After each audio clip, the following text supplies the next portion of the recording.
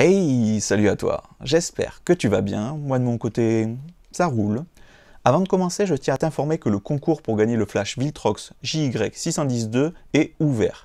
Donc je te mets le petit lien dans la description de la vidéo, si tu veux tenter ta chance. Ensuite, je voudrais revenir sur la vidéo, je prépare mon exposition, je ne sais plus le nom que j'avais donné à cette vidéo-là, où justement je parlais de la création d'un magazine avec mon club photo. C'est vrai que j'ai oublié de l'expliquer, en fait, la raison de la création de ce magazine.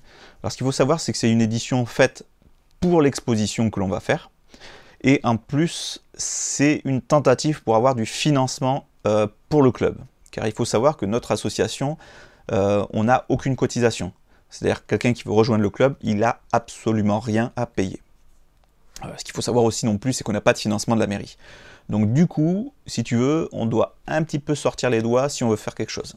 Donc du coup, on en avait parlé et on s'est dit, on va tenter de faire un magazine et on va le mettre en vente pendant l'exposition. Donc il y a la vente pour la version papier et une version numérique qui sera fournie sur un CD.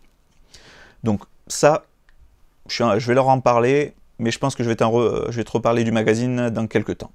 Aujourd'hui, on va parler de carte mémoire, de boîtier et taux de transfert. Aujourd'hui, on va faire le test, parce que dans une précédente vidéo, comme tu l'as vu, j'avais parlé que la plupart des gens disaient « Oui, avec un lecteur de carte mémoire, le taux de transfert est plus rapide. » Eh bien, aujourd'hui, on va vérifier ça. Pour notre cas, je vais utiliser ce lecteur de carte mémoire Kingston, ma carte qui est à moitié flinguée, parce que, pour info, j'ai commandé la nouvelle, mais je ne l'ai pas encore reçue. Et on va faire le taux de transfert ensuite avec mon boîtier. Ce que l'on va faire, on va prendre le même nombre de fichiers à transférer, aussi bien pour le lecteur de carte que pour le boîtier, de manière à être sûr et avoir quelque chose de vraiment très pro pour pouvoir comparer. Allez, on bascule sur mon PC. Pour le test numéro 1, en fait, j'ai utilisé mon lecteur de carte pour faire le transfert sur l'ordinateur. Et ensuite, on va faire le boîtier. Alors, je vais réduire la fenêtre. Tac, je me cale ici. Alors, au niveau du transfert, j'ai choisi une grosse capacité de fichiers, enfin assez grosse, 7,47, en gros 8 Go j'ai choisi. Je me suis dit, dans les cas de grosses séances photo, gros projets, trucs comme ça, 8 Go de photos c'est déjà pas mal.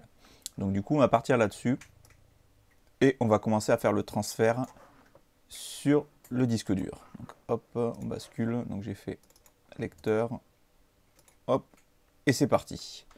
Donc là, j'ai utilisé un logiciel qui s'appelle Supercopier, qui permet l'optimisation justement de copie de fichiers, mais surtout qui va me permettre justement de voir le temps nécessaire pour le transfert. J'ai coté pour t'éviter les 6 minutes 52 de transfert des 7,48 Go. Comme tu peux le voir, donc 6 minutes 52, il a fallu avec le lecteur de carte, avec un taux de transfert moyen de 18,4 mégas par seconde. Maintenant, on va faire le test avec mon boîtier. Pour le boîtier, malheureusement, je ne peux pas utiliser Supercopier, donc j'ai mis un petit chrono pour voir le temps de transfert entre le boîtier justement et l'ordinateur. Bon voilà, alors grosse surprise, 4 minutes 23 pour faire le transfert de 8 Go à partir du boîtier. C'est-à-dire ça fait en gros un peu plus de 2 minutes de moins qu'à partir de mon lecteur de carte, qui pourtant est un Kingston d'une super marque ultra connue. Donc du coup, ça montre bien qu'en fait, utiliser un lecteur de carte, c'est pas forcément plus rapide. Donc du coup, c'est vrai que je me suis dit, je pense que là j'ai déjà un long câble USB, comme j'en avais parlé, pour mon micro, là, que j'utilise à part de temps en temps. Donc je pense sincèrement que je vais me racheter un long câble uniquement pour mon boîtier. Ce qui fait que ça m'évitera d'enlever et de mettre la carte à chaque fois, quoi. Voilà un petit peu pour les idées fausses. Le boîtier peut être plus rapide même que le lecteur de carte. Alors en tout cas, pour ma référence. Peut-être que pour d'autres boîtiers comme un 100D ou trucs comme ça, c'est peut-être beaucoup plus lent. Mais sur du 6D, mon boîtier est plus rapide qu'un lecteur de carte Kingston. Je rappelle, le test a été fait avec un transfert de fichiers de 8 Go et avec la même carte. Et ça, c'est ultra important d'avoir pris la même carte, toujours en USB 2. Voilà. Alors peut-être que le temps de transfert aurait été réduit si j'avais utilisé un lecteur de carte USB 3. Ça, c'est possible. Mais USB 2 à USB 2, le boîtier est plus performant. Voilà, j'espère que le petit test vite fait vous aura plu. Moi sur ce, je vous laisse. Portez-vous bien, sortez et faites des photos. Et on se dit à demain.